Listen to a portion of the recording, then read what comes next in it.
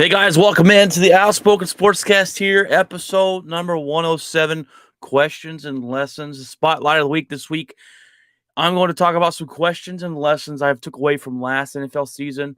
We got the headlines of the week, which are going to include the Deshaun Watson introduction to Cleveland. It's going to include the Tyreek Hill trade. We're going to talk a little bit about Freddie Freeman going to the Dodgers, leaving Atlanta, and much, much more. And of course, find out what's in my locker at the end of this episode, guys. Come along for the ride.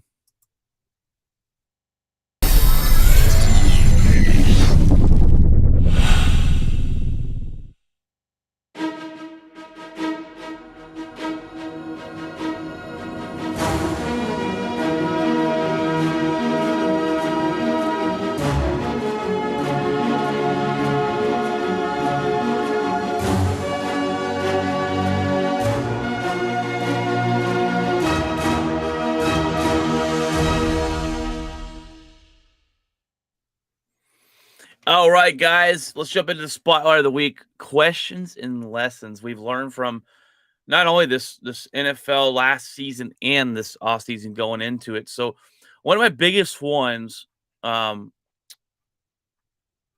biggest question was this at the end of the last season, looking back at it, was this. Will teams start following the Rams' footsteps and buying their championships instead of drafting players?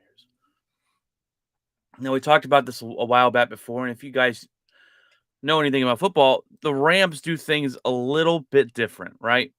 The Rams don't care about number one draft picks. The Rams don't care about second round draft picks. They send a lot of those draft picks away to get star players.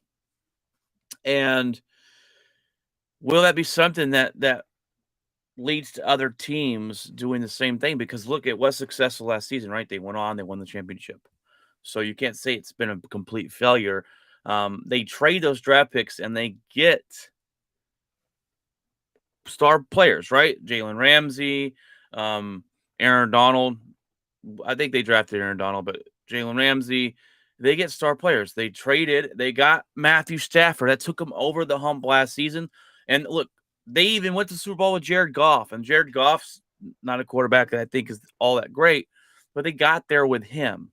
So the system seems to be working, and it's mortgaging your future for winning now type mentality and buying players and trading away those draft picks. They traded first and sixth. They got Brandon Cooks, wide receiver. The second, 2 first-round picks for Jalen Ramsey. Matthew Stafford, they sent 2 first-round picks, Jared Goff, and a third. They got Dante Fowler Jr. for a 4. So they send these picks. They haven't had a first-round pick since 2016, which they used on Jared Goff. So that is not how a lot of NFL teams work, right? They want to build through the draft. They spend some money in free agency, and they do trade for other players every now and then, but they like those first round picks, and they have high value. And they built through the draft. I'm a Green Bay Packer fan. Obviously, if you listen to the show, you obviously know that. You can see if you're watching the live stream right now. I'm wearing a Packer hat. Our team before Brian Gutekunst came in, we had Ted Thompson. He never spent money on free agents. He never did these types of things. He built through the draft, and that was it. And that is not the only way to do it. I think you have to do a little bit of both, right? It's a fine balance, in my opinion, on getting a successful football team. And build through the draft. You use your draft picks to pick guys the best player available, and player that you may need. You spend money in free agent. You make those trades and get guys in that can help your team be successful. That's how it usually runs and goes, and from there. But the Rams really don't care about the first round draft picks. They don't care. They don't care about them, and they only have like 4 picks this year, I believe, coming up. But the one thing nobody's talking about on this is they've hit on the draft picks they have gotten and they have found in later rounds. They've hit on those guys. I believe if they haven't hit on those guys, then they wouldn't be successful, and this would be a complete failure. They drafted Cam Akers, 2020 in the second round. Great running back. Van Jefferson, second round, 2020. Okay. Tyler Rapp, second round, 2019. Cooper Kupp was a third rounder in 2017. Tyler Higbee, great tight end, 2016 fourth round draft pick. So they are trading away those first round picks and a couple other picks to get star players to add to their roster, but they're also doing a lot of good research on the guys they draft, and they're hitting on guys that make their team better. They knew last year on the offseason they needed to find a quarterback. They went out and they traded for Matthew Stafford. We talked about how the pressure was on him to get the job done here. We gave Matthew Stafford, we've always said he's a good quarterback. We gave him a little bit of um, okay to be bad or okay to have these losing seasons because he played with the Detroit Lions. And if you play with a horrible organization, then you are not going to win. So we brought him over here and they won a Super Bowl. It was a great year for them. They brought in OBJ. Fantastic. Now the question here is, do you think owners will follow suit and look at this type of way to build a team? And I don't think they will. I think they value the first round draft picks a lot more. I value, as a fan, the first round draft picks quite high. Not that, I think it's a bad thing to send away your first round draft pick, but you're gambling a lot. Because if those picks don't work out that I mentioned, then this team's, especially Cooper Kupp and Tyler Higbee and their running back Cam Akers, those draft picks don't work out. They've got a lot of holes still left to fill that they don't have draft picks to replace them. And I don't think I think it's an anomaly, honestly. I don't think we see this type of thing. Now, maybe some NFL owners and teams will send away the first round draft picks a little more and be like, okay, the Rams did it. We won't do it as big as they did, as often as they do, but maybe it's worth it for this spot. Um, so I don't think they will. But no one. That's what's interesting to me is it's everyone looks at all these picks are given up, but they're not talking about they're drafting players, um, and they're hitting on those draft picks. So that's what's really interesting about that is they are hitting on their draft picks, and I believe if they weren't hitting on their draft picks, I don't think they do win the Super Bowl. I don't think they do get there. Now, obviously, adding Matthew Stafford was a big one last season, and they won't. Maybe they win it without those draft picks with just Matthew Stafford. Cooper Kupp was fantastic this season. Fantastic wide receiver, the number one wide receiver in the league this last year. So that was a big get, and they found him in the third round. So I don't think the NFL owners and teams go this route. I think it's an anomaly, and people will believe in those first round draft picks and the value of those first round draft picks and not giving them away all the time. Like I said, no first round draft picks since 2016, which they did draft Jared Goff, who turned out to be not a fantastic quarterback. So they went to move on from him. I'm drinking Red Bull today. If you're watching this, as you can see, I've got to get some energy. I woke up a little tired this morning. Woke up at 6 and couldn't go back to sleep. So I'm hoping that Red Bull gives me some wings here. Now, my number 2 lesson. That was my first question. This is my lesson from last season. When I look back at things, and I made this rundown for me and Jeff. We couldn't figure out the time to get it done this week. That's why we're kind of a little bit late on this episode. But I have learned this lesson last season is you can't trust the Dallas Cowboys. I have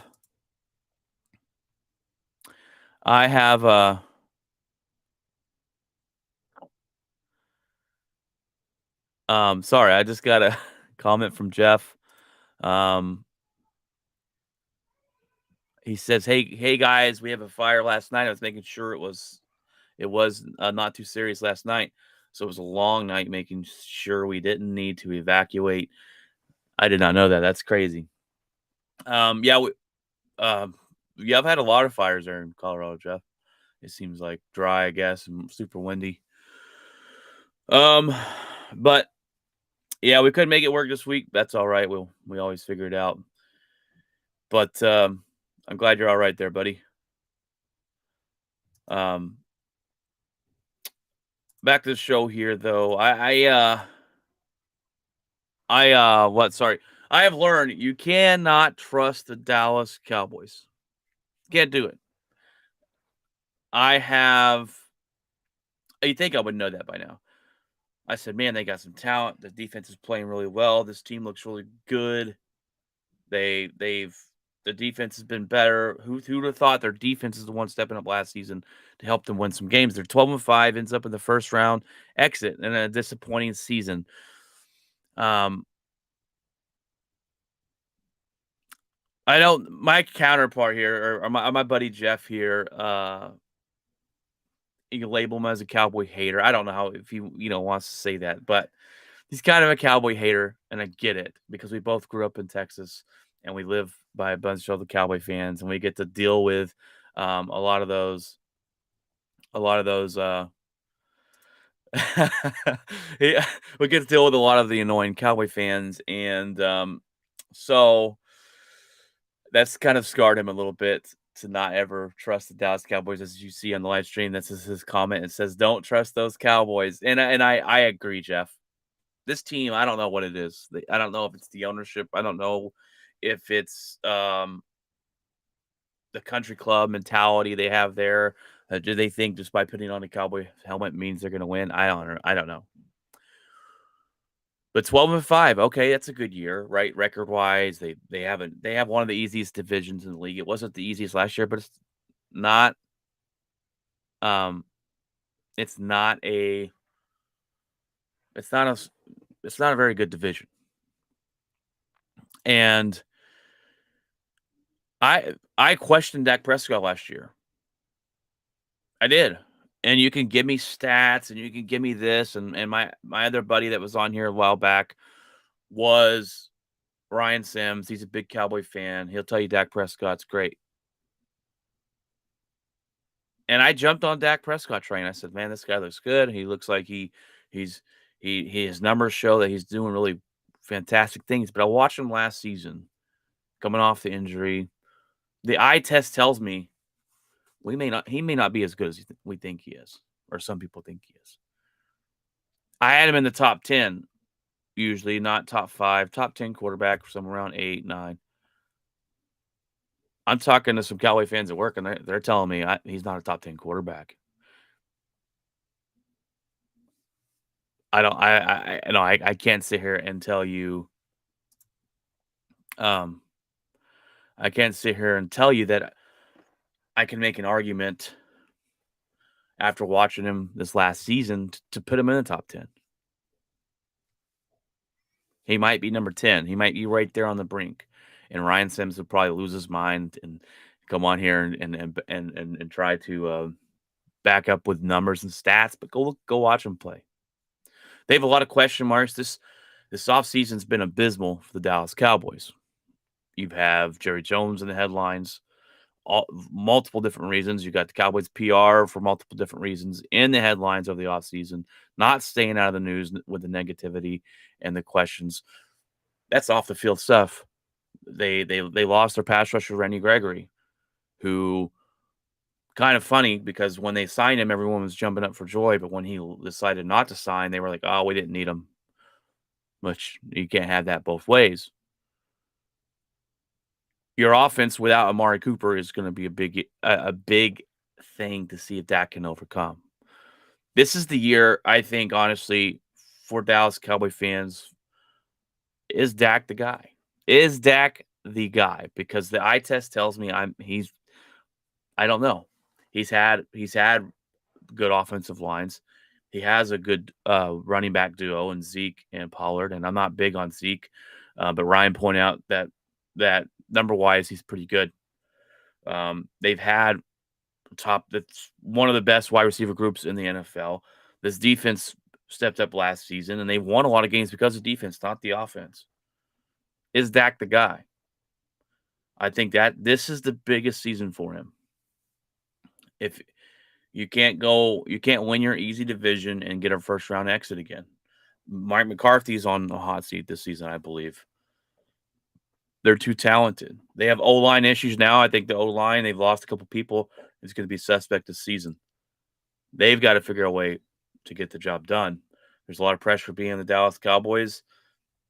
They've got to figure a way. They'll win their division easily. They'll make the playoffs. It's just doing something in those playoffs. Not a first round exit.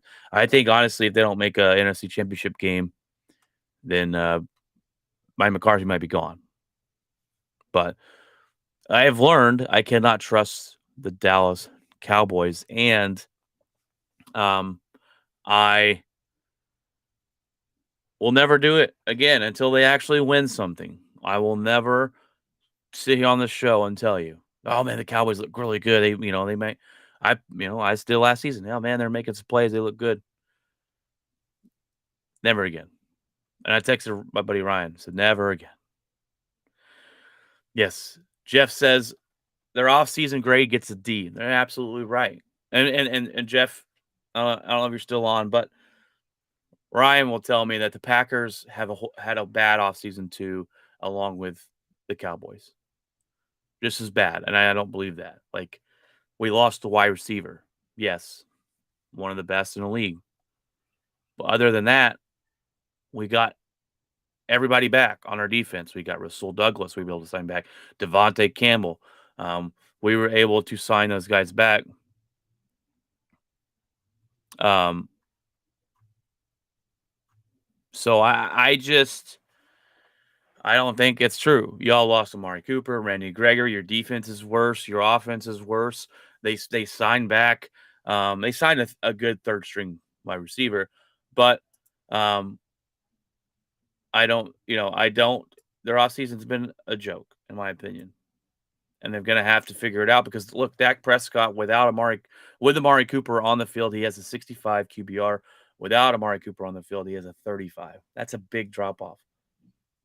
So they got to figure it out. They got to figure out how to use Lamb better and get this offense rolling better. And I thought that their offensive coordinator, I'm drawing a blank on his mind, was pretty good, but I'm having some doubts. I'm having some questions on him now. So with all that talent in the league, and they scored a lot of points, and they put up a lot of yards, but a first round exit once again.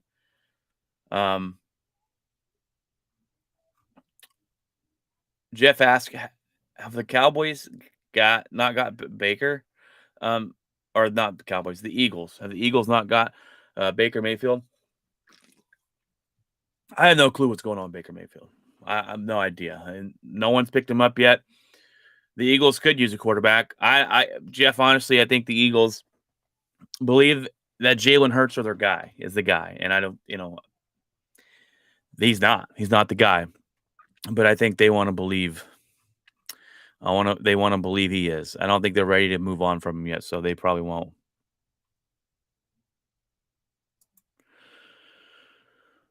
One more Dallas Cowboy thing here before we get going on to the next question. My dad, Jeff says his dad's the biggest Cowboy fan. He is, and he's one of those annoying Cowboy fans though. But and he's losing his mind. Yeah, their offseason hasn't been good. You can't. And Ryan is a homer. He'll spin it a little bit. You can't tell me that the Cowboys are better off than they were last year. You can't tell me their offseason hasn't been a joke right now.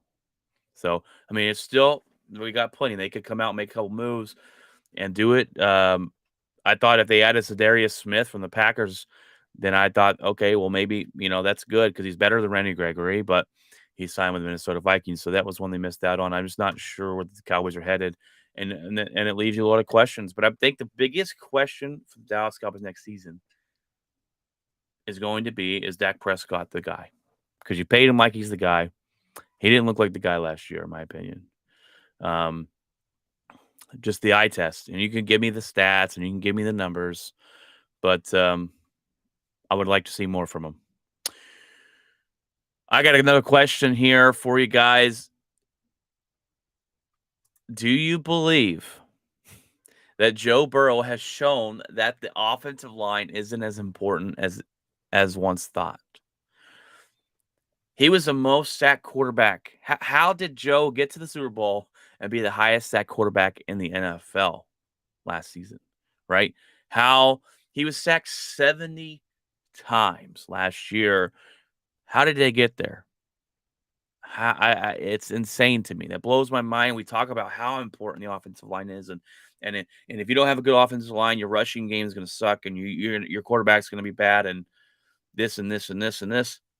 Maybe it was a fluke. Maybe it was a anomaly last season. One of those things that just kind of happened.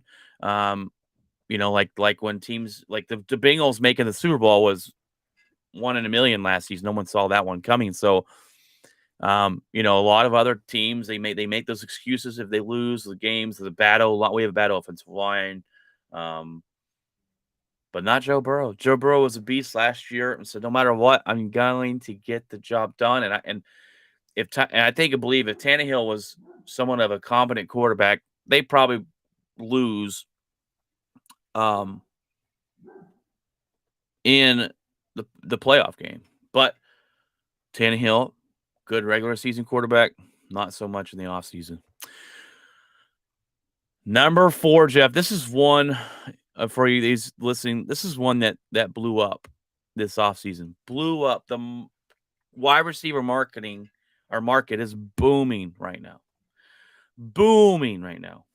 The Adams contract kind of blew everything open. Insane. Okay. Adams traded for a first and second. They gets a 5-year deal for $141.25 million, $28 million a year on average. He was the highest paid quarterback or wide receiver for 2 seconds. And then Tyreek Hill gets traded to the Dolphins for 5 draft picks, $120 million, 4 years, and $30 million a year. That's insane. Did we underestimate that quarterback? I keep saying quarterback because this is almost quarterback money. Did we underestimate the wide receiver market and how important the wide receiver's position is? I think once the chips fell for Adams, then that opened up the market for everybody else. And it opened up, okay, we can pay the wide receiver that much money. Now, the wide receiver is the most dependent position in the NFL. If the quarterback's not throwing you the football, then you can't do much with it, right? It's the most dependent position there is. That's just a fact. Devontae Adams is a beast. Will he be missed in Green Bay? Yes, he will. Will Tyreek Hill be missed in Kansas City? Yes, he will. He's going to add a lot to the Miami Dolphins. But one thing I think about is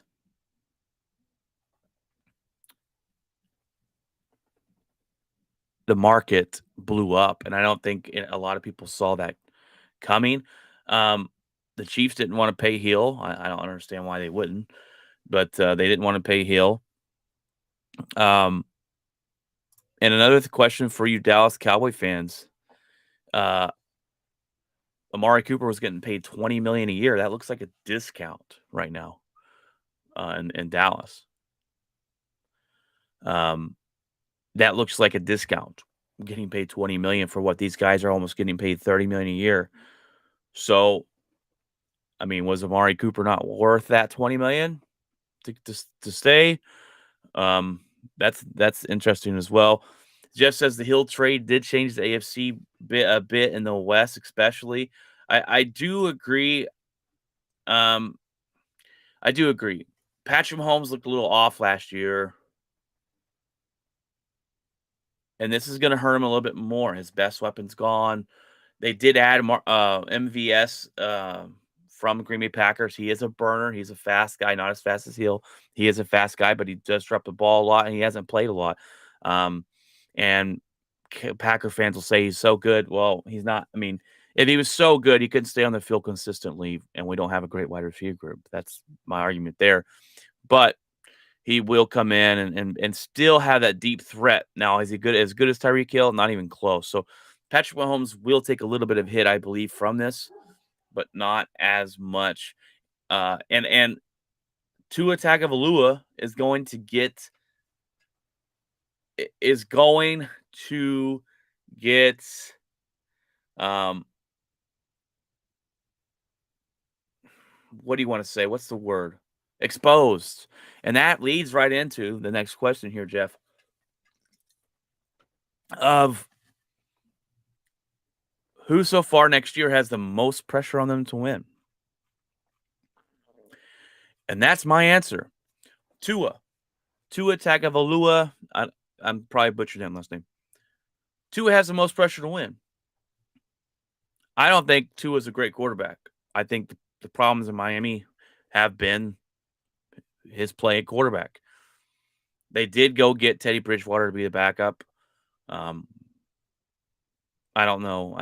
I just don't. I mean, Teddy Bridgewater is nobody really. He's a bus driver. Tua's going to start, but Tua now has the most pressure to prove that he can be the quarterback that some thought he could coming out of Alabama. There's no excuses for Tua. Jeff, you're exactly right. He has Tyreek Hill, Jalen Waddle, who they just drafted for him, Devontae Parker, 3 great wide receivers. No more excuses. We're going to figure out if Tua's the guy. And if Tua isn't, we don't see that step forward next year in his progression, then Miami's going to have to figure out what they're going to do. And we're going to figure out if Brian Flores is right. Brian Flores did not like Tua Tagovailoa. He was pretty harsh on him in the words he had to say about him, but he didn't think Tua was the guy. There's no more excuses for Tua. Will this be an upgrade, or will we watch an offense that has no quarterback to throw the ball to the wide receivers? We'll see, because that 3 wide receiver, you give that 3 wide receiver group to anybody else, Rodgers, Patrick Mahomes, Russell Wilson in Denver, they're probably winning the Super Bowl. That's an amazing wide receiver group. Green Bay keeps saying we need to trade for Parker. We need to trade for Parker, Devontae Parker, and I wish we would, but so that's my answer for that. That is Tua. I could also see Deshaun Watson coming out from Houston, going to Cleveland. Got a lot to prove. He's got a lot of haters with all the accusations that he's faced and everything else. So he's got some pressure on him to see where he is and go from there. What's going to happen to Baker Mayfield? Probably the biggest mystery that we've seen this offseason is, where is he at? Where is he going? Why has no one talked about this? All right, guys. Well, that is the spotlight of the week. Some questions and lessons. And I hope to have that segment after the NFL season stops. And I can take a look back, that spotlight. I can take a look back and kind of bring up some new questions, bring up some new lessons that I've learned and go about that. But so let's go ahead and jump into the headlines of the week.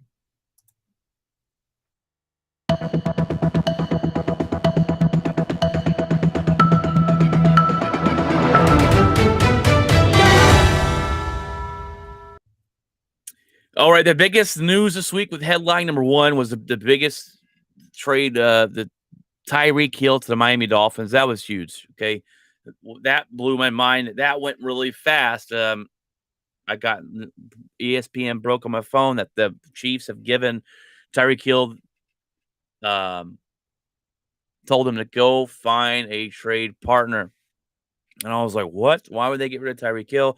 Well, it's because they didn't want to cash up the offer for him. They didn't want to pay that money to him. And he went to the Dolphins really fast. It was pretty quick. It was between the Dolphins. Who was the other team? I forget. But he went to the Dolphins, so it doesn't really matter, right? The question here is, do we see Mahomes struggle a little bit because his best weapon's gone? Like I said, this trade is going to expose Tua. We're going to find out Tua's not the guy. Will this trade hurt Mahomes as much as a lot of people think it will? I think the NFL is kind of figuring out Patrick Mahomes a little bit. He's still a great quarterback. He's still a guy that I would take as a quarterback in a heartbeat. He's amazing. but he was a little off last year. This is going to hurt him a little bit. When you lose a weapon, it's going to hurt you. Just like in Green Bay, we have no wide receivers right now. I mean, our number one wide receiver going into next season is Alan Lazard, and no one knows who that guy is if you're not a Green Bay fan. But losing Devontae Adams is going to hurt this offense. Losing Tyreek Hill will hurt the Chiefs' offense. Now they have other weapons though. They still have Travis Kelce, and they got their their running back in what's his name? He's got a weird name. I'm drawing a blank, but he's a decent running back. They've still got a team around him. So I think he will take a little bit of a hit. I just don't think it'll be so catastrophic where they won't be in the playoffs next year, right? That's a tough division. Do they win the division? Who knows who wins that division? I just don't think it's going to be so catastrophic that we see them miss out on the playoffs next season. Second question, what on earth is Atlanta doing? Is anybody else scratching their heads of what Atlanta has done? First of all, you trade away Matt Ryan. I'm fine with that, right? Matt Ryan, the Falcons interviewed Deshaun Watson. Matt Ryan, they didn't get Deshaun Watson. So Matt Ryan comes out and says, "Well, I want a new contract. What else are you going to do, right? I'm going to ask for more money here." They trade him. That's fine. That's fine to trade him. You're not going anywhere. You're in a rebuild. Your best wide receiver is suspended for betting on football. You got a really good tight end. Your defense is not that great. Your total rebuild, holding on to Matt Ryan is not going to do any good. They trade him in Indianapolis. But so I'm like, okay, well, does Baker go there? Because Baker was rumored to go to Indianapolis or wanted to go to Indianapolis. Is he going to go there? No, they replace him with a backup quarterback in Marcus Mariota. What? If I'm a Falcon fan, I'm not even showing up to watch that crap show next year. That's going to be bad football. Baker Mayfield's way better than Marcus Mariota. Why would you trade away your best quarterback you've probably ever had? And I know people are going to say Michael Vick, but I think Matt Ryan was more successful in there than Michael Vick was. But you trade and you trade him away and you bring back Marcus Mariota. That's horrible. And not only that, and this is absolute laughable from an organization. The biggest debacle was they had a longer goodbye video for Drew Brees, whose newsflash never played for Atlanta. He was their division rival and beat them a lot. They had a bigger, longer goodbye tribute for Drew Brees than they did their own quarterback and Matt Ryan. That's laughable. How does that happen? I don't get it. I don't know how you can mess that up. That's just simple. That's just bad looks. Someone needs to be fired over there in that department because that is horrible. How are you gonna have a longer video and tribute video for Drew Brees than Matt Ryan? That blows my mind. But I digress here. Number three, Deshaun Watson gets introduced the other day to his Browns quarterback. Of course, they're going to talk about the accusations up against him, of all these women. Look, I don't know what happened. I'm not here to say he's innocent. I'm not here to say he's guilty. The courts aren't going to charge him. They said they haven't found enough information or enough plausible evidence to say he did anything that. And as when the courts say that and he's going to play football, I'll wash my hands with it. Only God knows. Only God knows, and only Deshaun Watson and those women know what truly happened. I'm not here to claim fault on Deshaun Watson, not here to say he's innocent. He's going to play football for the Browns. That's all I can tell you. And is this the answer they need to get over the hump? And I think it is. They got a great defense. They got some offensive weapons. They just traded for Mari Cooper. They got Deshaun Watson. When he played, he was an elite quarterback.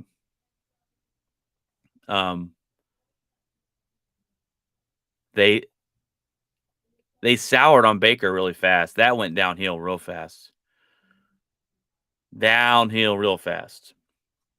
But Baker Mayfield, and that's the biggest question mark this offseason, is where is it going?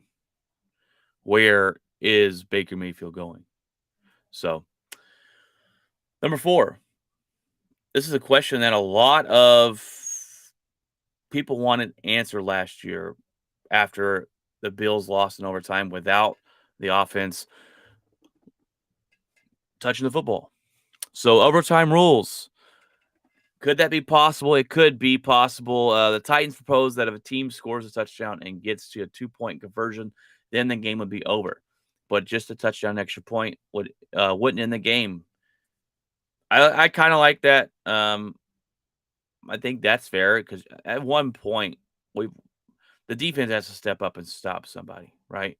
The defense has to step up and play, and you cannot sit here and blame it all on the rules and all this stuff. You had your opportunities to stop somebody. They didn't stop the Kansas City Chiefs. They lost the game. I've had it a couple times there to Aaron Rodgers of Green Bay. He's on the sideline, never got to touch the ball. Defense didn't step up. So at some point, we're going to have the defense play, right? You cannot just say, oh, well, the defense, we can't blame defenses here. It's the rule of the NFL. You can't do that, all right? This needs to be changed. I'd like the Titans' proposal here.